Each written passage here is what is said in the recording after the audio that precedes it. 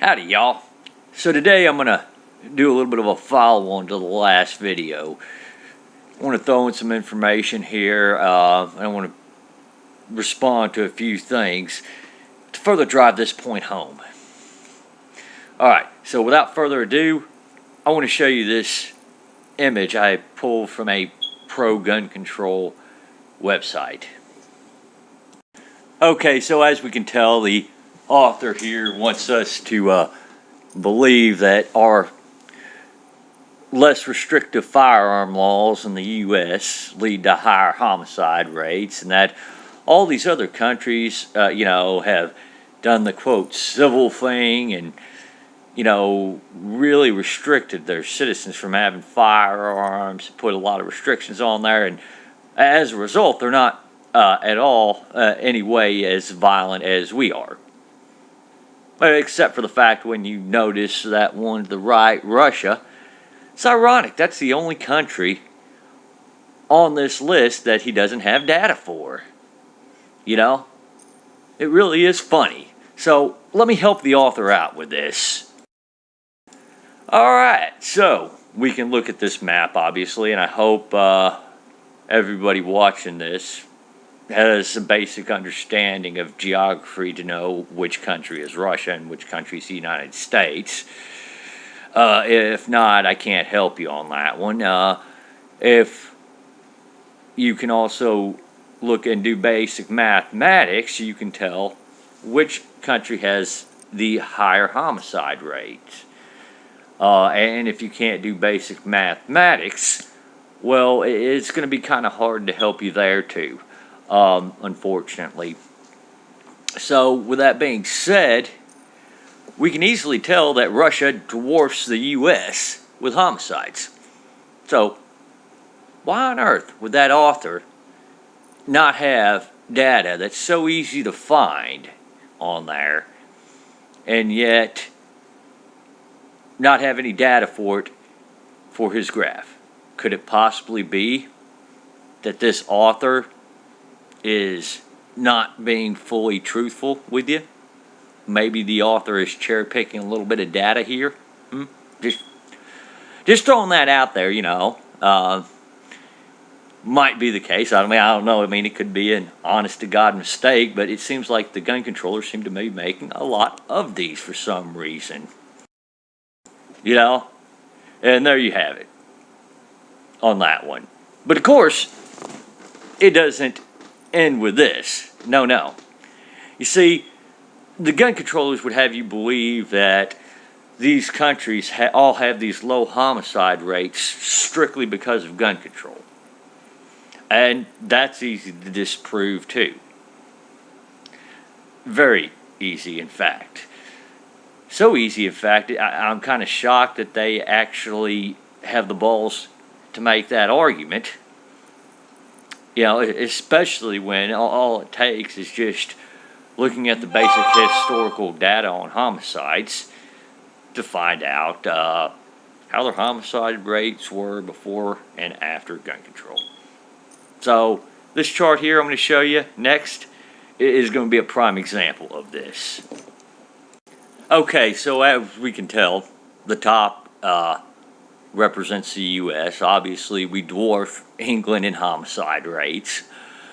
And if you look at the bottom, obviously, that's England down there with the low homicide rates. Now, if you look at the time period covered, you can see 1900 to the year 2000. That's the period covered. Well, why is this important? Well, look at England's homicide rates. It's always been low. And this is the part gun controllers won't tell you. It was low even before they enacted all those draconian gun laws. Look at it. And if anything, their homicide rate actually raised slightly to, after all these gun control laws were put in place. So, what did really England gain? What good did those gun laws do for England? And moreover, if I really wanted to play the same game gun controllers did, I could just simply take this chart and say, look, this is proof that gun laws actually increase your homicide rates. You know, I mean, look at England. I mean, they had such a low homicide rate before, before all these gun laws, but yet now they have a slightly higher homicide rate. Therefore, their gun laws, lead to higher homicide rates. If I really wanted to be that dishonest, but unlike gun controllers, I'm at least honest enough to say, well, maybe, just maybe, the homicide rate rose for another reason. Whereas, if it was the other way around, gun controllers, obviously, I mean, they have a tendency to leave out this whole history of a low homicide rate in England, just simply to cherry pick some data between the U.S. and the U.K. and say, well, you see, gun laws work because of the U.K., which they have to ignore this whole entire history of a low homicide rate to do that and make that claim. And they'll do it with a bald face on them. They'll cherry pick the data that supports their argument that on its own can be used to mislead people into believing a false premise or a false argument. That's how gun controllers operate. And if anybody still has questions on why I consider them so dishonest or why I don't believe something a gun controller says or I take it as a half-truth, well, this is the exact reason why, folks. Thank you very much. All right, so we can tell, obviously, England didn't gain anything from that gun control. And gun controllers will be like, well, so what? At least we have reasonable gun laws now in their eyes. But what's reasonable about that? You didn't gain any reduced homicide rates, and in fact, you lost freedom doing that. And of course, gun controllers do either pretend like you really didn't lose any freedom at all, or some of them at best might say, yeah, well, I mean, that's really not that big of a deal. And again, another reason why you can't have a reasonable conversation with them. All right. Again, every single rifle on that rack is illegal in the UK. In fact, even if I did was a law-abiding gun owner in the UK, the rifles I could own, or the shotguns I could own, I wouldn't be able to keep them on that rack like that. The police in the UK, if I'm not mistaken, come in and inspect your home and inspect how you store your firearms. I mean, come on, all you people here who use your children as political capital in this debate of gun control, come on, tell me, how would you feel if the government made you get a license to have your children, limited the number of children you could have, made you prove that you were mentally competent enough to raise a child, made you prove that you were financially competent enough to have a child? How would you feel if they came in every time you had to renew your license to get your children and you had to register them? How would you like it, if the police went and came and inspected your home before they sign off on you getting to keep your kids? I don't think you'd like that too much. In fact, I think you'd be screaming oppression. You can't take my kids. But you have no problem treating gun owners that way. Hell, in the UK, I mean, owning so much as one of these things, for the most part, is illegal. I think, either Northern Ireland or Ireland, you still might be able to get a license to legally have one of these, possibly. But England, no, you can't. You lost the freedom to own this, If you went through the licensing process to get one of these before the ban, guess what? You had to turn them in with a ban or become a criminal. No exceptions, and whatever money they gave you for it, I'm not sure if they gave gun owners there who turned their guns in a fair market value or not. Please, UK gun owners who had to actually turn their handguns in after the ban, please let me know. I'm actually kind of eager to find this out. You know, you can sit there and say, well, hold on a second here. I've been a law-abiding citizen all my life. I like to shoot this revolver at the range, a bit. It's a valuable revolver and everything like that. Oh, sorry, too bad. We don't care. We have a handgun ban in place now. You can say, well, no, I inherited this Yama from my grandpappy. And went through the process to lawfully transfer it down. It just has a lot of sentimental value. Sorry, I use this G19 for personal protection. Now, I use this G19 to protect myself and my kids and everybody like that. I don't see why I should have to turn this in. Oh, sorry. Ban's a ban. And we're not even going to call it a confiscation, because that has too many negative connotations to it. And we really don't want to let everyone know that all these people that were saying, yes, this is going to lead to confiscation, are telling the truth. So you guys have got to lie about that. No, it's not a confiscation. It's just a buyback. No, it's not a buyback. It's a mandatory confiscation.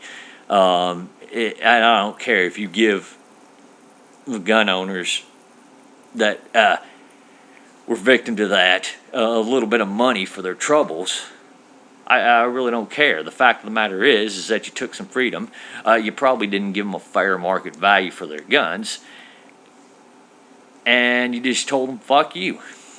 We don't care, we're going to make your choices in life for you.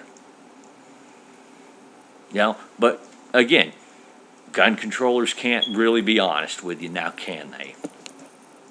And again, I wanted to show you another chart from another source. Now, this is the entirety of UK homicide rates. Again, if anything, a slight increase. Again, gun laws didn't do anything to decrease the homicide rate. So you got all these gun laws and nothing. There you have it, folks. Again, just being redundant here. Just showing you another source. One of the things that the gun controllers will do is combine U.S. homicide and suicides in order to and call it gun violence, in quotations, obviously, to show what a problem the U.S. has, and if only we would just be like these other countries and severely restrict firearms, things would be so much better. So, here's a chart of the homicide-suicide rates, combined for several countries.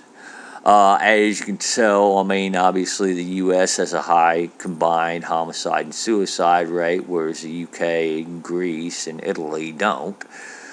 But look at France. Look at Finland. Look at Russia, Mexico, Japan. Japan's suicide rate alone, dwarfs our combined homicide and suicide rate. So, with that being said, do you really think gun control is going to stop suicides? Come on. Look at Canada. Even though they have a slightly lower homicide and suicide rate than we do, how much really did they gain from that gun control? It doesn't look like much from where I'm at, from where I'm sitting, Russia's suicide rate alone dwarfs our combined homicide and suicide rate. Their homicide rate dwarfs ours. Mexico's homicide rate dwarfs our combined homicide and suicide rate. So really, do you think gun control is still going to do anything for you to save any lives? Come on, guys. Let's be honest about this. Let's have a reasonable discussion about this. Again, another reason why you can't have an open, honest, reasonable discussion with some of these people demanding common sense gun laws is because they just want to cherry pick data and want to ignore everything else. Nothing else is fair to talk about in this debate with them. They don't want to be honest about it. I mean, they squirm at the fact when we call a spade.